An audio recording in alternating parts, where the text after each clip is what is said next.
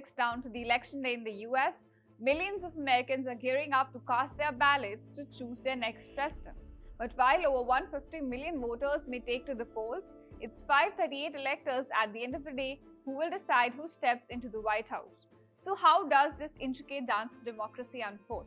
Let's understand.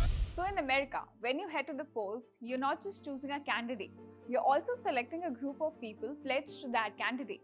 In this case, it would be Kamala Harris or Donald Trump. Now this group is comprised of people called as electors. Now each state in America, there are 50 states, has its own set of electors tied to the popular vote within its borders. And the process of choosing electors is what converts individual choices into a collective decision. So how do states allocate the electors and what is the magic number needed here? Now this is a simple formula which is tied to the size of their congressional delegation. So under the Electoral College, all 50 states and the District of Columbia get electoral votes which is equal to their 2 senators and their number of representatives. For example, Georgia as a state has 2 senators and 14 representatives. So this means the state will have 16 electors. And since representatives are based on the size of the population, the smallest states like Alaska and Wyoming get about 3 each, while giants like California has 54 and Texas has 40 electoral votes. Now these numbers are dynamic. They keep shifting every 10 years with the census that realigns congressional seats based on the population changes. And the most recent census was conducted in the year 2020, which altered the electoral map, affecting how much power is distributed among the states.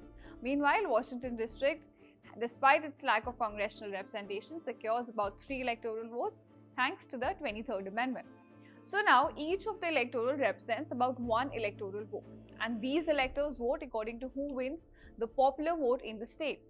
For example, almost all US states follow winner-takes-all system, and where the candidate who gets the most votes from the public wins the support of the electors of the state. For example, if a state decides to vote red, then all the votes of the electors would go to Donald Trump.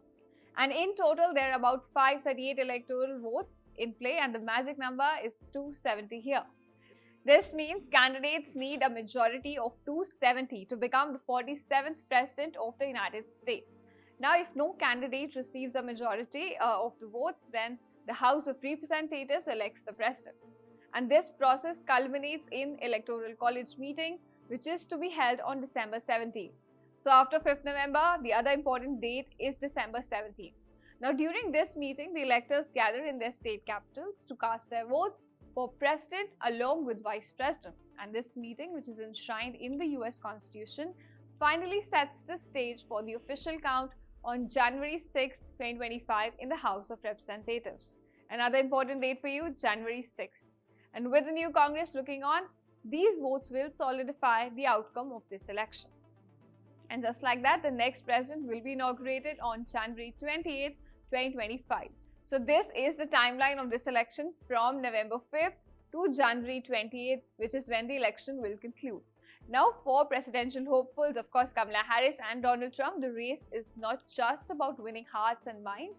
It's also about mapping out a path through the states. Candidates must strategically combine states so they can count on with battlegrounds that hold the key to their electoral success this time. Now with this race becoming such a neck-to-neck battle, it is only the swing states that will decide who becomes the next president. So the journey to the White House, of course, is a complex puzzle where every vote counts and stakes could not be higher this time. Thank you so much for watching this video with me, Ishita Mitra. Stay tuned to India Today Global, where we simplify geopolitics for you.